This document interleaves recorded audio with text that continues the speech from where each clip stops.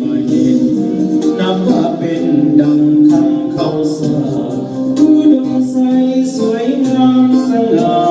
ทะเลหมอกฟ้าภูเขาป่าดงงามตาทั้งจันงามน้ำโกน้ำแบงไหลโค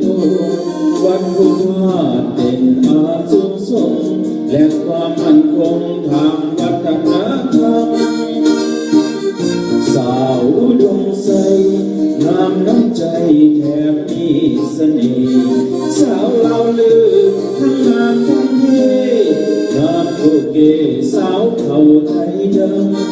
ำงามสาวผู้น้อยสาวอีกก็เล่าถึงงามคำยามสาวเอ่ยว่าจะเล่านำวันโอทุกคำทำให้อายพนอ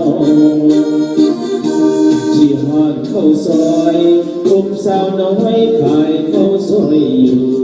จังเม็ดงามแค่เดยอดสูงสมัครเป็นคู่หักได้บ่น้องสาวอุดมใสบุญอายหลายจึงได้มาพบอายขอมันปักใจตั้งโต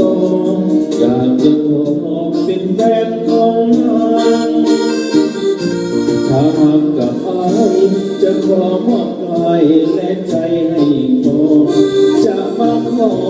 ไม่มันกับน้องนัดวันแต่งน้องให้ได้ดังหวังจะขอรับใส่สาวอุดมใสบ่ไล่ลาห่างขอสัญญาว่าจะรักน้องจะอยู่เคียงข้างสาวอุดมใส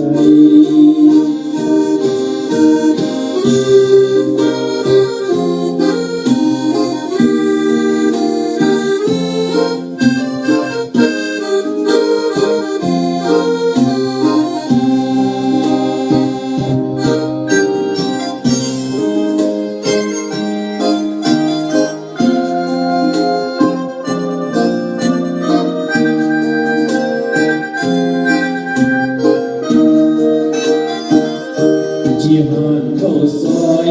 พบสาวน้อยขายเข้าซอยอยู่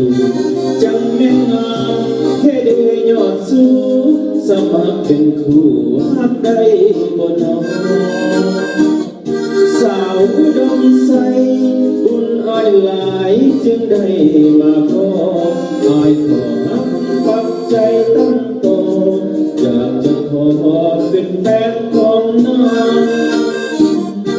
ความรักกับอายจะขอมอบกายและใจให้ขอ